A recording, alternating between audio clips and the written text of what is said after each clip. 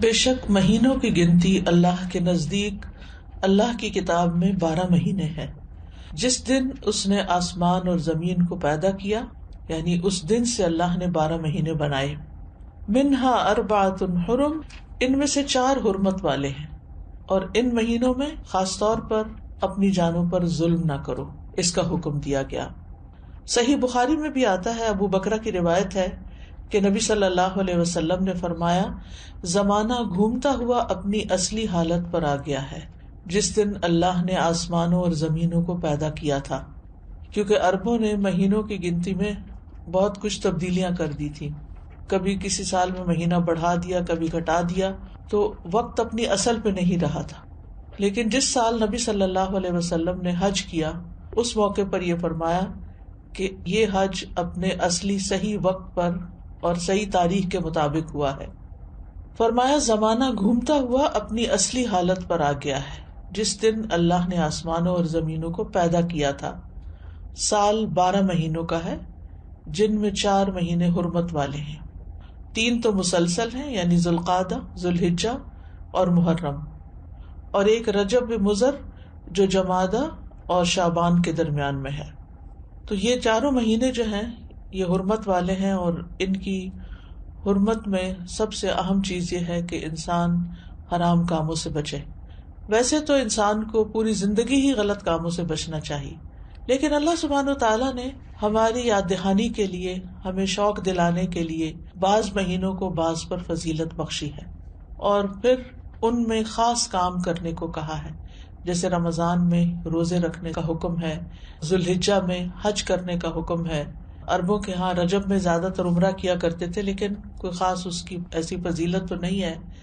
اسی طرح یہ جو 4 حرمت والے مہینے ہیں، ان کا جو خاص حکم ہے وہ یہ کہ ان میں اپنی جانوں پر ظلم نہ کرو۔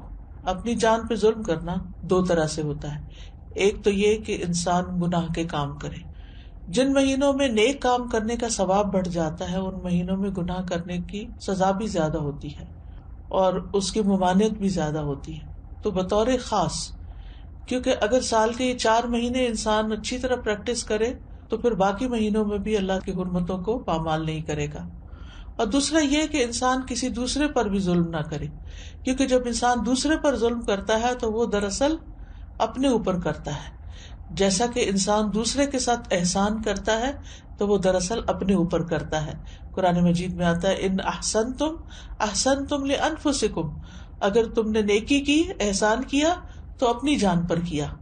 یعنی بظاہر ایسا لگتا ہے کہ جیسے انسان دوسرے کو فیور دے رہا ہے، لیکن حقیقت میں وہ اس کے اپنے لیے ہی بہتر ہوتا ہے۔ محرم کو اللہ کا مہینہ قرار دیا گیا ہے، یہ اس مہینے کے فضائل میں سے ہے۔ نبی صلی اللہ علیہ وسلم نے اس کے بارے میں فرمایا، ان ابی ہریرہ رضی اللہ عنہ قال قال رسول اللہ صلی اللہ علیہ وسلم، افضل الصیام بعد رمضان شہر اللہ المحرم۔ یہ صحیح مسلم کی روایت ہے۔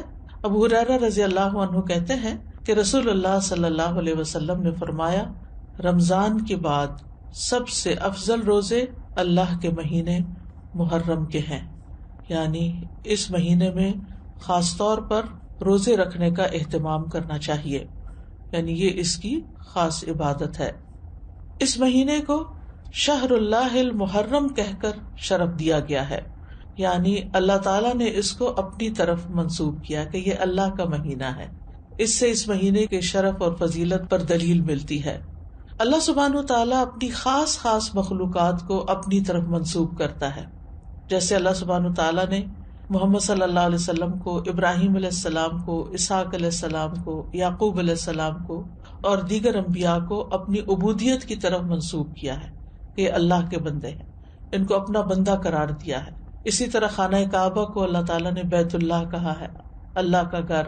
اسی طرح قوم سمود کی اونٹنی کو اللہ تعالیٰ نے ناقۃ اللہ کہا، اللہ کی اونٹنی۔ تو جس چیز کو اللہ تعالیٰ اپنی طرف منسوب کرے وہ اس کی خاص عزت اور تشریف کی وجہ سے ہوتا ہے، یعنی اس کی خاص امپورٹنس کی وجہ سے ہوتا ہے۔ اگرچہ حرمت والے مہینے 4 ہیں، لیکن ان 4 میں سے پھر افضل جو ہے وہ محرم ہے۔ حسن بصری رحمت اللہ علیہ کہتے ہیں کہ حرمت کے مہینوں میں سے بھی سب سے افضل مہینہ محرم کا ہے۔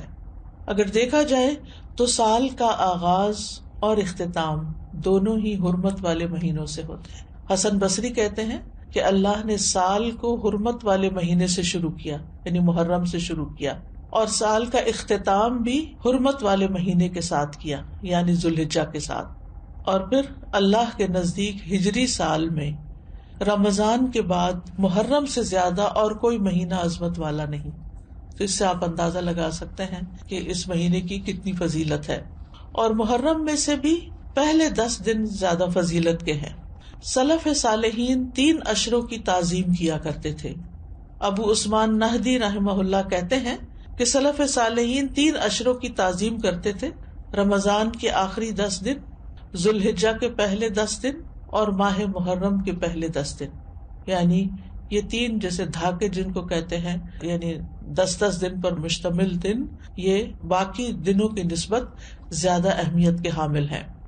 حرمت والے مہینوں میں خاص طور پر ظلم کی ممانعت ہے۔ اللہ سبحانہ وتعالیٰ نے ان مہینوں میں جان پر ظلم کرنے سے منع کیا، فرمایا فَلَا تَظْلِمُوا فِيهِنَّ أَنفُسَكُمْ، لہذا ان مہینوں میں خاص طور پر اس چیز کا اہتمام کرنا ضروری ہے، یعنی حرمت والے مہینوں میں ظلم کی سنگینی کا ذکر ہے، یعنی اس میں ظلم کرنا، کسی بھی انسان پر، کسی جاندار پر، کسی بھی چیز پر کسی کا بھی حق نہ دینا، یہ زیادہ بڑا گناہ ہے، یعنی دوسرے مہینوں کی نسبت۔ اگرچہ سارا سال ہی منع ہے، ہر حال میں ہی ظلم سنگین ہوتا ہے، لیکن ان مہینوں میں بطور خاص منع کیا گیا ہے۔